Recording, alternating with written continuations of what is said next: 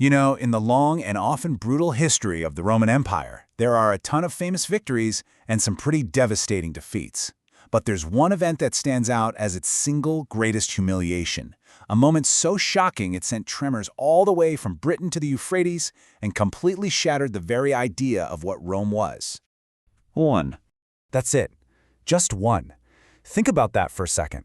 In over 1,000 years of history, with countless wars and dozens of emperors dying on the battlefield, only once was the supreme leader of the Roman world, a guy considered practically a god by his people, taken prisoner by an enemy.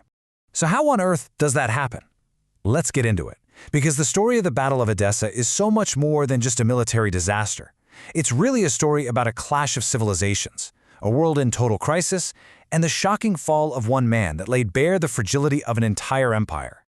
All right, we're jumping back to the year 260 AD on the super turbulent eastern frontier of the Roman Empire. And let me tell you, the air is thick with tension. This isn't just some border skirmish. No, this is a full-on showdown for supremacy. To really get why Edessa was such a catastrophe, you first have to understand the two giants who were about to lock horns. This was as much a personal conflict as it was an imperial one, and it was driven by two leaders who were on completely different paths. And wow, these two empires could not have been more different at this moment. On one side, you've got Rome. It's the old champion, right? It's huge, it's powerful, but honestly, it's bleeding from the inside. It's stumbling through this awful period historians call the crisis of the 3rd century. And on the other side, you've got the Sasanian Persians. They're the young, hungry challengers, a brand new dynasty just full of energy and purpose, and they see themselves as the rightful heirs to the ancient Persian glory of kings like Cyrus and Darius. So, leading the Romans is Emperor Valerian. Now, he wasn't some young general who clawed his way to power.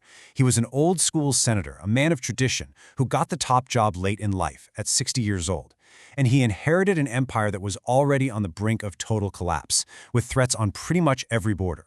His mission out in the east wasn't just to win a battle. It was to hold the entire Roman world together. And facing off against him was Shapur I, the Sasanian king of kings.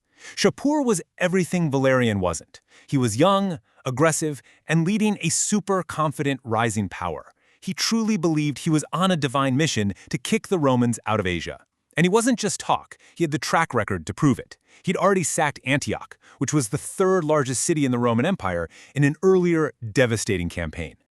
You have to understand, the showdown at Edessa didn't just happen in a vacuum. Nope, it was the culmination of a perfect storm that had been brewing for decades, a storm that left Rome dangerously exposed. Historians call this the crisis of the 3rd century, and believe me, it was every bit as bad as it sounds. For 50 straight years, the empire was just torn apart by civil war.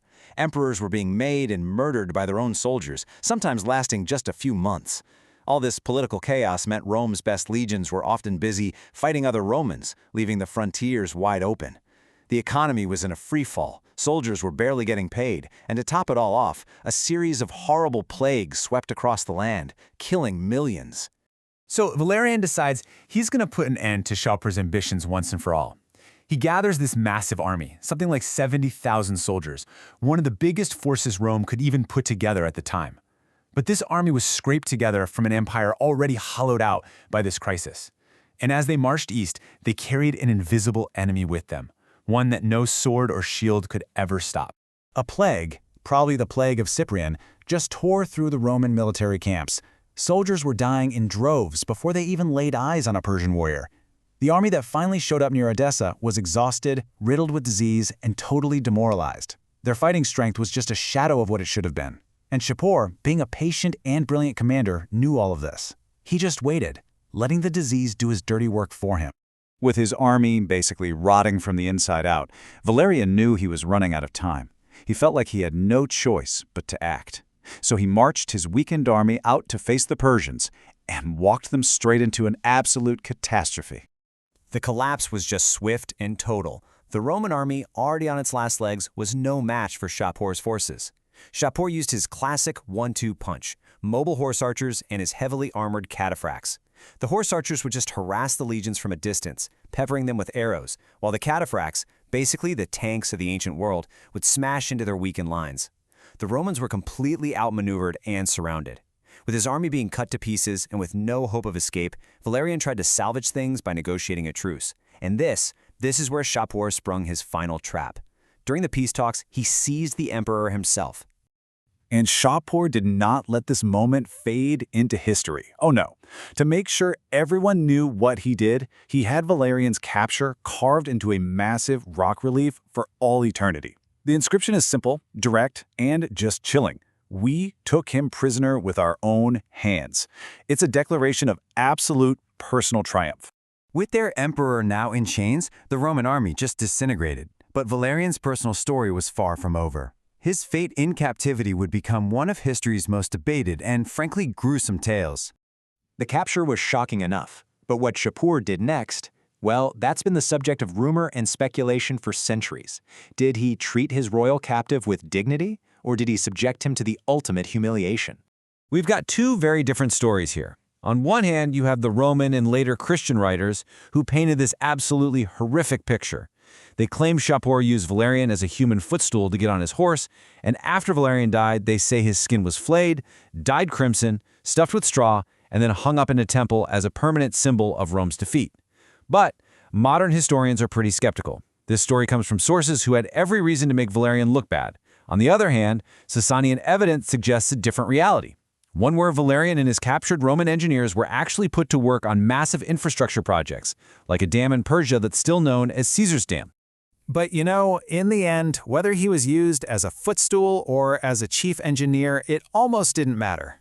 The simple fact that a Roman emperor was a captive, living and dying on foreign soil at the mercy of his enemy was a psychological blow from which the empire's prestige would never ever fully recover. The fallout from Edessa was immediate, and it was profound. This single event didn't just end a military campaign, it accelerated the fragmentation of one empire and cemented the rise of another. For Rome, the impact was absolutely catastrophic. That myth of Roman invincibility that had surrounded the emperor for centuries, gone, shattered. With Valerian gone, a huge power vacuum opened up. Ambitious generals saw their chance. The empire literally broke into three pieces for a while, with the Gallic Empire in the west and the Palmyrian kingdom taking control of the east. Rome was fighting for its very survival. But for Persia, this was the ultimate victory. Shapur used it as a massive propaganda tool, immortalizing his triumph in stone. It instantly elevated the Sasanian Empire to the status of a superpower, a true equal to Rome. The thousands of Roman prisoners, skilled craftsmen and engineers, were deported to Persia to build new cities, basically transferring Roman knowledge and technology directly to their greatest rival. Shapur's dream of a restored Persian Empire? It looked like it had finally come true. You know, the story of Edessa is so much more than just ancient history. It's a powerful reminder that no power, no matter how great it seems, is guaranteed to last forever. The capture of just one man exposed the deep, deep cracks in the world's greatest empire, proving that even the most powerful symbols of authority can be brought to their knees. It really makes you ask, how secure are the structures of power we see all around us today?